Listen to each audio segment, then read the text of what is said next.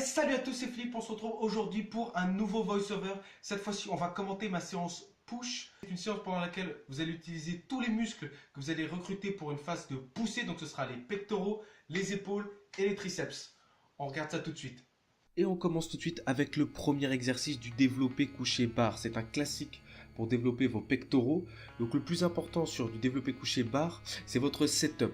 C'est d'avoir une base solide pour pouvoir pousser le plus de poids possible de la manière la plus safe possible. Donc ce que je vais vous demander de faire, c'est de rétracter vos omoplates et de les mettre en position basse. Ce que ça va faire, c'est que ça va mettre vos épaules dans la meilleure position possible pour que ce soit le plus safe possible, pour que vous évitiez de vous blesser. La deuxième chose que je vais vous demander de faire pour des mesures de sécurité, c'est d'essayer d'engager vos dorsaux. Donc pour ce faire, vous allez faire comme si vous alliez essayer de tordre la barre en deux. Si vous n'y arrivez pas, essayez tout simplement de penser à cacher votre dessous de bras. Ce que ça va faire, c'est que ça va engager vos dorsaux, augmenter votre stabilité et comme ça vous allez avoir une base et un socle plus solide pour pouvoir pousser. Et de plus, ça va mettre vos épaules dans la meilleure position possible en évitant tous les risques de blessure.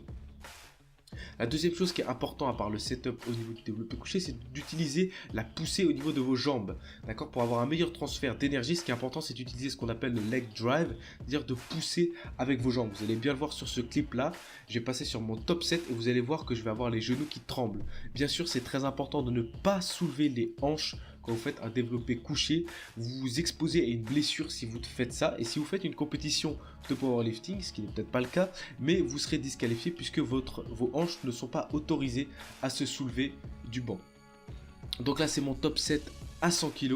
Je vais faire 3 répétitions à 100 kg. Comme vous pouvez voir, la troisième, vraiment, j'ai dû pousser pour la verrouiller. Mais c'est le plus important, c'est que j'ai réussi à la passer. Donc on enchaîne avec le deuxième exercice qui est du Land My Press. Donc sur cet exercice, ce qu'il faut faire, c'est avoir les abdos gainés, les fesses serrées. Donc vous voyez, j'ai pas une amplitude complète, je garde la tension constante au niveau de mes pectoraux et de mes épaules. Cet exercice va recruter le haut de vos pectoraux et votre deltoïde frontal. Donc comment je réalise cet exercice? Je fais 3 à 4 séries de 10 à 15 répétitions et j'effectue cet exercice en drop set. C'est-à-dire que je vais commencer ma première série de 10 à 15 répétitions avec les poids de 40. Je vais poser la barre, retirer un poids de 10, refaire 10-15 répétitions, reposer la barre, retirer un poids de 10 et refaire 10 à 15 répétitions.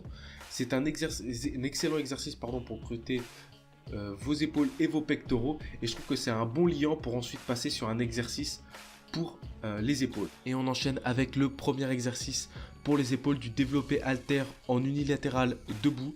Donc je préfère faire cet exercice debout plutôt que assis puisque c'est beaucoup plus dur et beaucoup plus athlétique comme mouvement. La difficulté est augmentée dû au fait que vous allez augmenter votre centre de gravité en étant debout.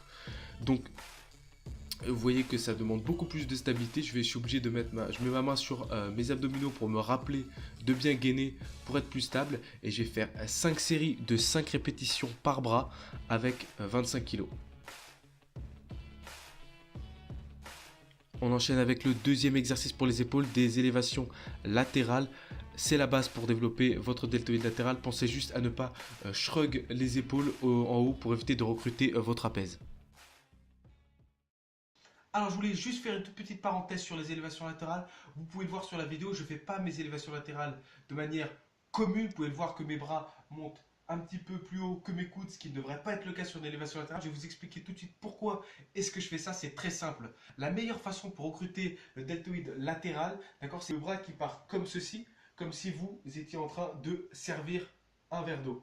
Et ça va orienter les fibres d'une certaine manière pour recruter au maximal le deltoïde latéral. Le problème avec cette façon de faire, c'est que vous allez mettre votre épaule dans une situation compromettante, puisque vous allez accentuer la rotation interne. Or, pour les personnes qui, comme moi, ont une coiffe du rotateur très fragile, ça va vraiment beaucoup endommager vos épaules. C'est pour cela que non seulement je ne peux pas faire d'élévation latérale avec le petit doigt qui monte vers le haut, mais même les élévations latérales, c'est-à-dire sans verser un verre d'eau, ça me fait tout de même mal au niveau de ma coiffe du rotateur. Donc la seule solution que j'ai trouvée, vous voyez, je me pense légèrement vers l'avant et je pars en fait en rotation externe. C'est-à-dire que si j'étais droit face à vous, mes bras arriveraient ici. Et en penchant un peu vers l'avant, ça va orienter les fibres de la meilleure manière possible pour recruter les élévations latérales.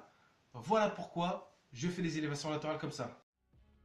Et oui, les rotations externes, extrêmement important pour la santé de vos épaules. Je fais au moins 2 exercices pour la rotation externe à chaque séance, que ce soit avant, pendant ou après ma séance, c'est obligatoire que ce soit le haut du corps ou le bas du corps. Donc là, le premier exercice pour les triceps que j'ai fait 3 à 4 séries, ce sont des extensions à la poulie.